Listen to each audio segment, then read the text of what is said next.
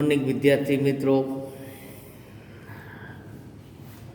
અગાઉ આપણે ધોરણ 9માં અંગ્રેજી વિષયમાં યુનિટ પહેલો ચિતા ટીયર્સનું ટ્રાન્સલેશન કરી રહ્યા હતા. તેમાં પાના નંબર 3ની ઉપર અધૂરું છે ત્યાંથી આગળ તમને ખ્યાલ હશે કે આપણે ચિતાના કેવું પ્રાણી છે, તેની ઊંચાઈ કેટલી, તેનો વજન કેટલો, જન્મ તેને સમય વજન કેટલો, પરિપક્વતાનો સમય કેટલો, એ આપણે અગાઉના સેશનમાં પીરિયડમાં આપણે સમજાવ્યું હતું.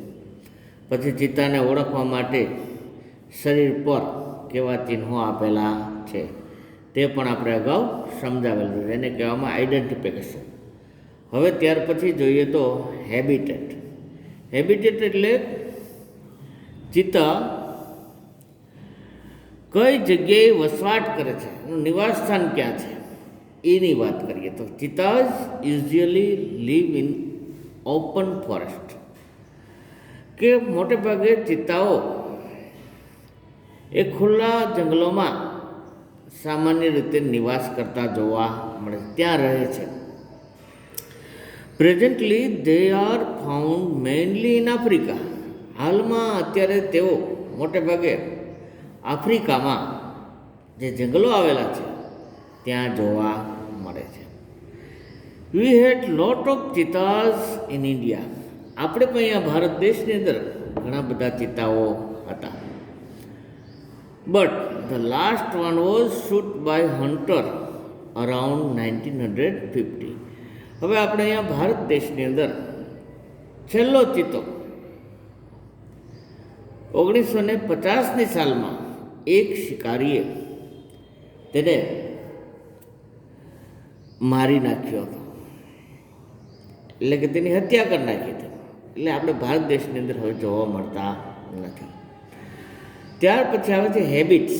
હેબિટ એટલે ટેવ, એની આદતો શું છે, ચિત્તાના જીવનમાં કેવી રીતે અહીંયા જંગલોમાં નિવાસ કરે છે તેની વાત કરી છે. તે જોઈએ આપણે. It is the fastest animal on the earth. એક તો પૃથ્વી પર જેટલા જંગલી પ્રાણીઓ છે તેમાં સૌથી વધારે ઝડપી દોડનારું પ્રાણી આ ચિત્તો છે. ઇટ્સ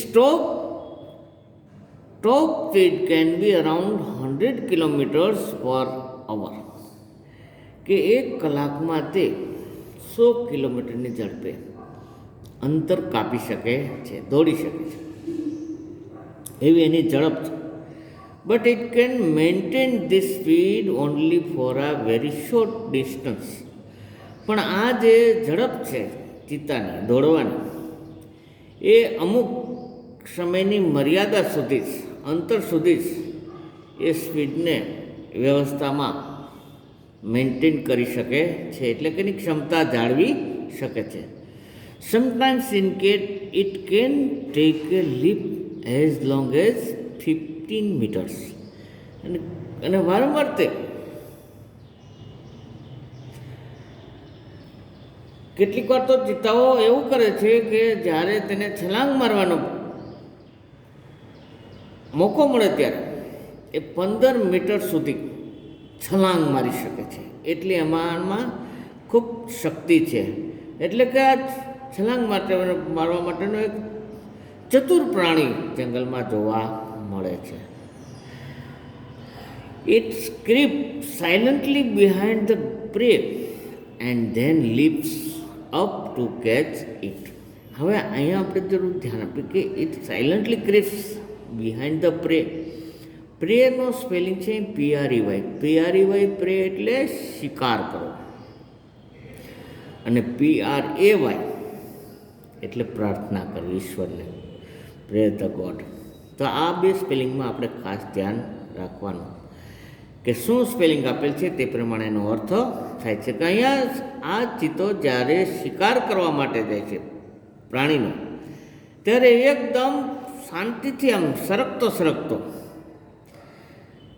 આ પ્રાણી પાસે જઈ અને છલાંગ મારી અને પ્રાણીને ખોરાક માટે પકડવાનો પ્રયત્ન કરે. એ અગાઉ આપણે હરણાના ટોળા વિશેની વાત કરી ત્યારે તમને ખ્યાલ આવ્યો હશે, ત્યારે આપણે તેને સમજાવ્યું તો સરકતો છલાંગ મારીને હરણાનો શિકાર કરતો જોવા મળે છે.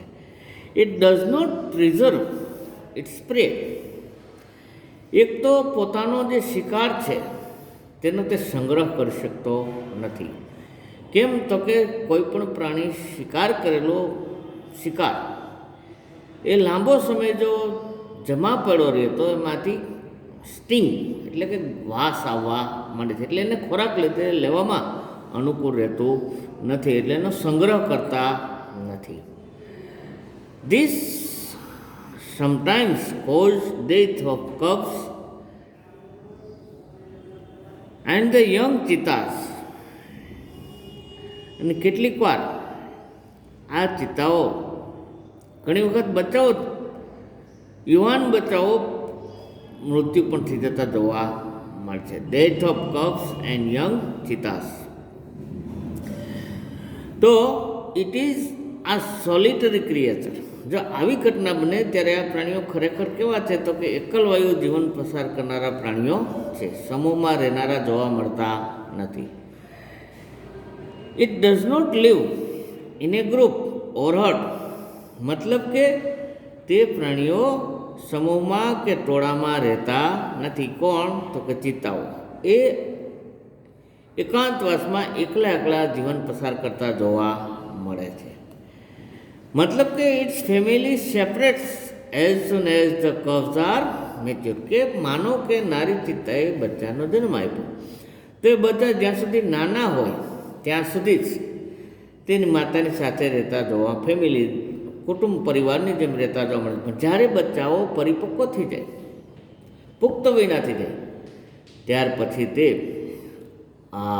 અલગ રહેતા જોવા મળે છે. ડાયટ્સ એટલે કે આ ચિત્તાઓ છે તેનો મુખ્ય ખોરાક શું? બધા જ પ્રાણીઓનો કોઈને કોઈ શિકાર કરે છે તો તેનો મુખ્ય ખોરાક હોય છે શિકાર કરવાનો. એટલે કે medium size bucks are its main food. કે નાના કાળિયાર જે જંગલમાં હોય છે તેનો શિકાર કરીને એને ખોરાક લેવા માટેનો મુખ્ય ખોરાક છે. જો કાળિયાર મળે તો બીજા પ્રાણીઓનો શિકાર કરતા નથી, ને એ ન મળે તો its also catch hares and large birds. અને ક્યારેક રીતે નાના હરણાઓ અને મોટા પક્ષીઓનો પણ શિકાર કરતા જોવા મળે. એને પણ પકડીને પોતાનો ખોરાક ભૂખની સંતોષ કરવાનો પ્રયત્ન કરે છે. તો આમ જોઈએ તો દરેક પ્રાણીઓમાં કોઈને કોઈ મુખ્ય ખોરાક હોય છે. માનો કે બિલાડી છે તો બિલાડીનો મુખ્ય ખોરાક શું? એ ઉંદરને જ્યાં સુધી મળી જાય અને ઉંદરનો શિકાર કરે ત્યાં સુધી એ બીજા જીવનો શિકાર કરતા જોવા મળતા નથી, એનો મુખ્ય ખોરાક છે. એમ આપણે દરેક પ્રાણીઓનો કોઈને કોઈ મુખ્ય ખોરાક જોવા મળે છે. પછી કબ્સ તો કે બચ્ચાઓ કેટલા હોય છે જન્મતી વખતે? તો the female gives birth to 4 cubs at a time. મતલબ કે નારી ચિત્તા જ્યારે બચ્ચાનો જન્મ આપે ત્યારે 2 થી 4 બચ્ચાઓનો એક સાથે એક જ સમયે જન્મ આપતા જોવા મળે. 2 થી 4 બચ્ચાઓ સમૂહમાં જન્મતા જોવા મળે છે. They are very beautiful with the long silver grey fur. અને એ બચ્ચાઓ શરીર પર સરસ મજાની રૂપેરી રંગની રૂવાટી સાથે જન્મતા જોવા મળે. The mother calls them by giving a high pitch and whistle like a bird. અને તે નારી ચિત્તા છે તેના બચ્ચાને પોતાની પાસે બોલાવવા માટે એક સિસોટી જેવો જાણે કે તીણો અવાજ પક્ષીના જેવો કરી અને બોલાવવાનો અવાજ સંકેત કરતી જોવા મળે છે. તો અહીંયા આપણે આ ચિતાઝિયસનો યુનિટ પૂરો થાય છે. પણ એક વાત અહીંયા અગત્યની છે કે જ્યારે આપણે ફેક્ટ્સ અબાઉટ ચિતાઝ ત્યાંથી શીખ્યા છીએ આ પાના ઉપર, ત્યાંથી માંડીને અહીંયા સુધીના જે identification, habits, diets and cubs, આટલી બાબત આપણને શોર્ટ નોટ તરીકે પરીક્ષામાં પૂછી શકાય છે. તો આ આપણે અહીંયા શોર્ટ નોટ તરીકે તૈયારી કરવાની જરૂર છે. પરીક્ષામાં યાદ રાખવા માટે આ આટલો ટોપિક ખૂબ અગત્યનો છે. અથવા તો ચિત્તા વિશે આશરે 5 થી 7 વાક્યો લખો તો પણ આમાંથી તમે લખી શકો છો. તો હવે પછી આપણે કોઈ પણ યુનિટ પૂરો થશે એટલે આપણે એક્સરસાઇઝ ચાલુ થશે.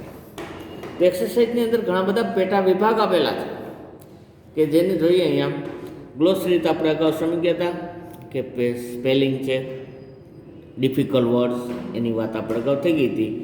એટલે હવે આપણે જોઈએ તો વોકેબ્યુલરીનો પેટા વિભાગ આવશે એક્સરસાઇઝ તરીકે. તો વોકેબ્યુલરીની અંદર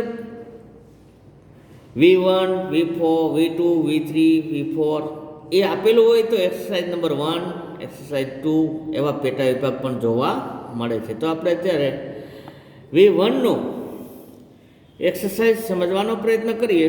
તો V1માં એક્સરસાઇઝ છે fill in the blanks using the words given in the bracket.